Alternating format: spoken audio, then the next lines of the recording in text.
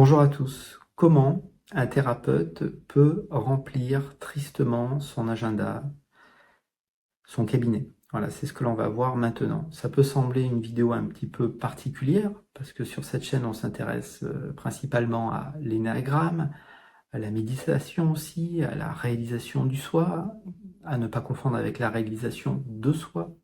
La réalisation du soi est une reconnaissance, et vivre cette reconnaissance de ce que nous sommes, et c'est très concret.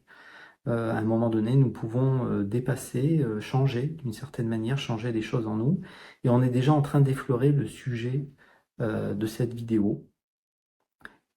Qu'est-ce qui fait que finalement des thérapeutes peuvent remplir tristement leur cabinet sans forcément être malveillants? Voilà. Alors, on rentre tout de suite dans le cœur du sujet de cette vidéo. Eh bien, en ne touchant pas à l'histoire de l'autre. C'est-à-dire une croyance plus ou moins inconsciente en Occident qui est que on est comme on est et on ne peut pas changer la manière dont on fonctionne. Si j'ai un tempérament anxieux, je suis anxieux. Si on est colérique dans la famille, on est colérique. Si ma mère a fait un burn-out, il y a de grandes chances que j'en fasse un. Voilà un petit peu une croyance qui est finalement qu'on ne peut pas changer nos fonctionnements. Et d'une certaine manière, c'est vrai, on ne peut pas changer nos comportements si on ne va pas regarder ce qui structure nos comportements et ce que l'on appelle nos valeurs. Et ces croyances limitantes sont structurées, ces comportements limitants sont structurés par de l'émotionnel. Voilà. Et je le dis souvent, vous m'entendez le dire, l'émotionnel, c'est une contraction énergétique qui est ressentie sous les épaules. Voilà. Donc la problématique, c'est qu'un thérapeute qui vous fait passer par le corps, par l'émotionnel, vous amène forcément à regarder votre histoire différemment. Et le mental n'est jamais tout à fait à l'aise avec l'idée de voir son histoire différemment. Comment on remplit son cabinet en ne touchant pas à l'histoire de l'autre? Et on est en train d'évoquer le triangle dramatique. Voilà, vous connaissez peut-être sans doute le triangle dramatique. Vous savez, c'est un jeu psychologique inconscient, voilà, que l'on joue. Voilà, on n'est pas conscient qu'on est dedans, et donc il y a une position qui nous est préférée. Et nous allons pouvoir malheureusement passer d'une position à une autre sans nous en rendre compte, et les autres font de même, et encore une fois sans le savoir. Donc doublement dramatique, dramatique parce que je ne suis pas conscient de jouer un rôle de sauveur, de victime, de persécuteur, on va y revenir. Et de la même manière, plus je suis dans cette interaction dans le triangle avec l'autre, et plus eh bien, ça va faire ressortir des relations complexes et des choses qui ne tombent pas en fait. Ça nourrit mon histoire. Le triangle nourrit mon histoire. Donc si un thérapeute commence à me dire que je joue un rôle de sauveur et que c'est peut-être pas bon pour moi, mais qui est-il pour me dire qui je suis? Tu touches pas à mon histoire, mon gars. Mais moi je suis une victime. Tu voudrais pas me faire croire que je suis pas une victime? Moi je suis un persécuteur. Qu'est-ce que tu crois? Mais je persécute parce que tout le monde persécute dans ma famille. C'est comme ça qu'on s'en sort. Mon père m'a persécuté. Mon père a été lui-même persécuté. C'est plus fort que moi. Je suis obligé d'être comme ça. Je suis obligé de tout prendre en main, tout contrôler, tout dominer. Moi, je serai toujours triste. Je serai toujours mal. L'injustice, c'est normal que je vise de l'injustice. Mais bien sûr que c'est humiliant. Mais bien sûr que j'ai été humilié. Mais bien sûr que j'y tiens à cette histoire qui me dit que j'ai été humilié. Et qui es-tu pour me faire sauter cette histoire? Mais j'ai vécu la trahison. Mais j'adore parler de cette trahison que j'ai vécue dans l'enfance, et avec mon mari, et avec ma femme, etc., etc. Voilà. Donc, malheureusement, si un thérapeute ne touche pas du tout à cette histoire souffrante, peut-être parce qu'il croit justement qu'on ne peut pas changer cette histoire souffrante, ah ben naturellement, l'autre se sent bien, il se sent compris. Tu es une victime? Ah oui, je suis une victime. Et t'es un persécuteur? Ah oui, oui, oulala. J'essaye pas d'être provoquant, hein. Je dis juste réellement les choses, il faut pouvoir les dire. C'est qu'à un moment donné, on n'est pas tout à fait prêt à changer ou à vouloir changer l'histoire qu'on se raconte.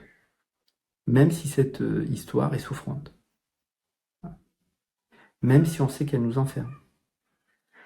Même si on sait que elle n'est pas agréable. C'est la zone de confort, pour le dire autrement. Donc cette zone de confort, naturellement, rien ne peut la faire sauter. sauf si je vais regarder ce qui se passe sous les épaules. Ce qui se passe sous les épaules, c'est-à-dire cette contraction énergétique, ce nœud dans la gorge, cette boule dans le ventre, on pourrait vite y mettre une étiquette mentale, je suis en colère, je suis triste, c'est de l'injustice, mais j'ai été abandonné, rejeté, c'est de la trahison, etc. Je dis pas que l'étiquetage mental n'a pas sa place. Ça a son rôle. Mais est-ce que c'est suffisant? Est-ce que comprendre que j'étais en colère libère ma colère? Donc je vais pouvoir aller voir comme ça pendant des années des thérapeutes qui vont pouvoir me faire reparler de mes colères et de mes tristesses. Mais en quoi ça les change? En quoi ça fait bouger mon histoire? Si je ne change jamais rien à la manière dont je vois les choses, bah rien ne changera. Mais personne ne vous demande rien. Et beaucoup de thérapeutes ont des positions thérapeutiques basses, on va pas se mentir, il semblerait quand même. Hein. C'est-à-dire qu'à un moment donné, c'est important que ça soit la personne qui regarde ce qu'elle veut pour elle. Voilà, le thérapeute n'impose jamais rien, c'est naturel, heureusement. Voilà, c'est évident. Mais enfin voilà, si je commence à toucher l'histoire de l'autre, et c'est vrai que si je libère une colère, et une colère, c'est une contraction énergétique, potentiellement ma croyance limitante vole en éclats. Donc ce thérapeute, il est bien sympa, mais il me fait voler mon histoire en éclats. Il me fait sortir de ma zone de confort. Et qui veut sortir de sa zone de confort? Pas grand monde. Pas se mentir, pas grand monde. Donc, de manière, et pas forcément mal intentionnée, si un thérapeute s'est juste contenté pour lui d'une histoire mentale, qu'il a apposée sur ce qu'il a vécu, et qu'il déforme à chaque fois qu'il revient dessus, parce que vous finissez par déformer les événements en plus. Hein. C'est-à-dire le mental finit par modeler, voilà, avec les mécanismes de défense derrière, plus ou moins consciemment à l'œuvre, vous finissez par raconter une histoire sur votre passé, vous croyez vous connaître, en réalité, vous ne racontez qu'une histoire. Donc le mental ne navigue que dans le passé, soit dans le futur, et comment vous mettez une personne à l'aise? Vous la faites fonctionner soit dans le passé, vous lui posez des questions qui l'amènent soit dans le passé, soit dans le futur. Donc ça remplit potentiellement, hein, ça peut remplir effectivement l'agenda, parce que la personne se sent en sécurité, enfin en terrain conquis, hein, tout va bien, mais enfin est-ce que ça me fait changer? Alors vous allez me dire, mais moi je veux pas changer, je veux juste aller mieux. Oui d'accord, mais est-ce qu'on peut aller mieux sans changer? Est-ce qu'on peut changer de comportement sans aller voir les émotions?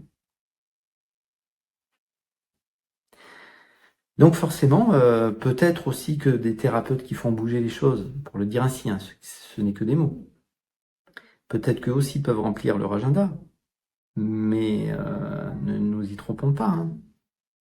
C'est moins séduisant quelqu'un qui m'amène à vouloir conscientiser mes malaises, alors que je fais tout pour les camoufler, que quelqu'un qui me passe un petit peu de pommade ou me fait juste aller en surface de l'expérience.